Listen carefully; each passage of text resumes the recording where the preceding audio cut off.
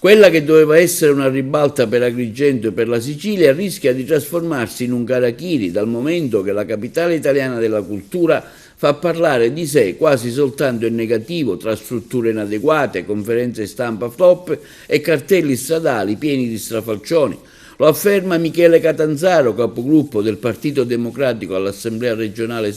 siciliana, primo firmatario, insieme con gli altri deputati Dem, di una interrogazione su Agrigento, capitale italiana della cultura 2025. Nell'interrogazione, rivolta al presidente della regione Renato Schifani e all'assessore regionale al turismo Elvira Mata e all'assessore regionale ai beni culturali Francesco Scarpinato, si chiede di sapere per quale motivo non sia stata costituita una cabina di regia, sollecitando il governo regionale a porre urgentemente in essere azioni di coordinamento e controllo sull'attività di gestione di Agrigento, capitale italiana della cultura 2025, al fine di arginare possibili disagi e tutelare l'immagine del territorio. Sulla vicenda interviene anche il Codacons attraverso il suo responsabile regionale Giuseppe Di Rosa, che denuncia il totale fallimento dell'amministrazione guidata dal sindaco nella gestione di Agrigento, capitale italiana della cultura. La città, oggi protagonista in negativo su tutte le principali testate giornalistiche nazionali,